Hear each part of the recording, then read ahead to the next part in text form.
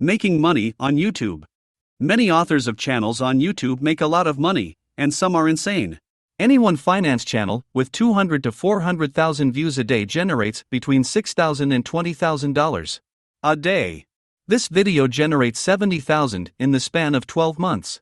Even smaller channels with 1,000 subscribers can make upwards of $200 for every 1,000 views. The channel generated a consistent $20 to $30 with just a few hundred views on each video. But keep in mind, it very depends on your channel's niche and how much advertisers are willing to pay to have your audience's attention. So this brings me to my first topic. The highest paying niches on YouTube, ranging from a 15 CPM average with making money online niche, all the way to a $1 in the gaming niche.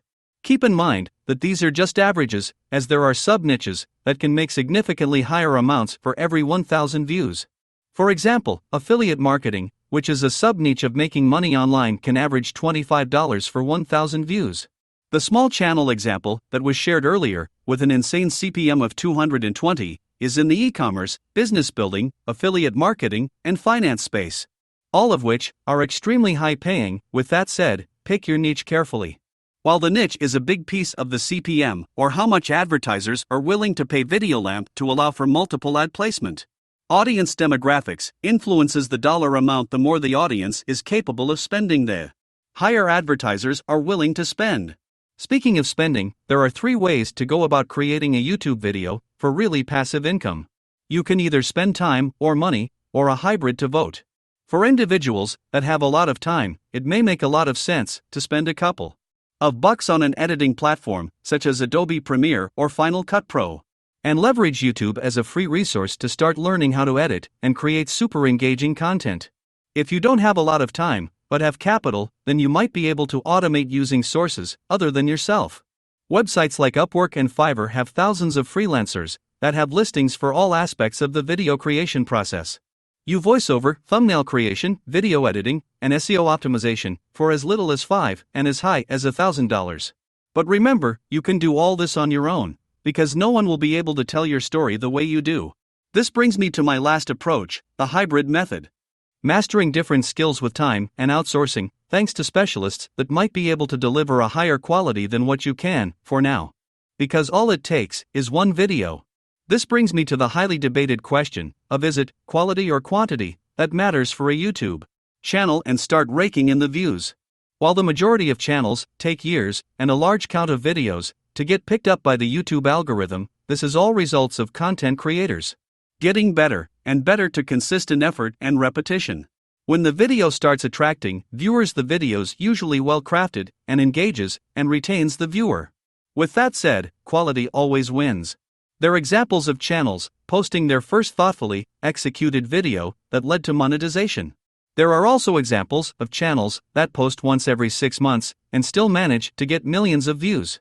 Because subscribers know when a video is posted by said creator, it will be high value content, and new viewers that see the videos stick around because they see value in it.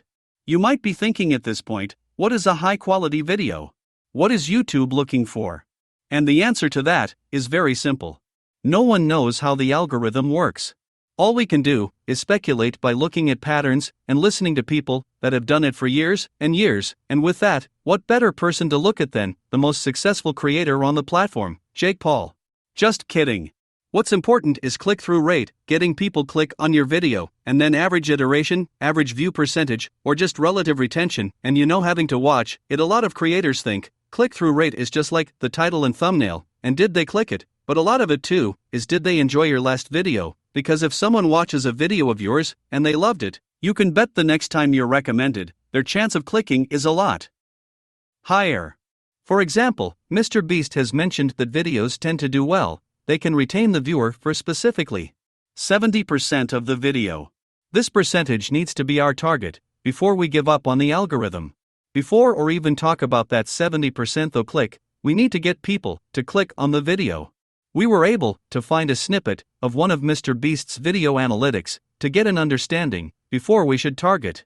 The video had a 7% click-through rate, and that's a pretty absurd number given the number of impressions that video had. So it's safe to assume that one should target that 10 to 20 range. Aside from these hard metrics, whatever you choose to do, make sure it's something that you find interesting, you enjoy doing, enjoy learning about, because remember, no one on YouTube is an expert at anything. But the most successful ones are the ones that have passion, curiosity for the things they share.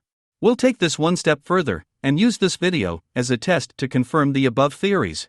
If you look at this channel, you'll notice that this is the only 6th published video on my channel, and together we will see how far will he go together, given his retention, click-through rate, and overall viewer engagement. I will share the results with you all in 2 to 3 weeks' time. So be sure to subscribe, to follow along for the Luxury Life channel, and comment to let me know your thoughts on quality versus quantity, as the first 3 months of revenue from this video will be going to 5 people that have supported by commenting and subscribing.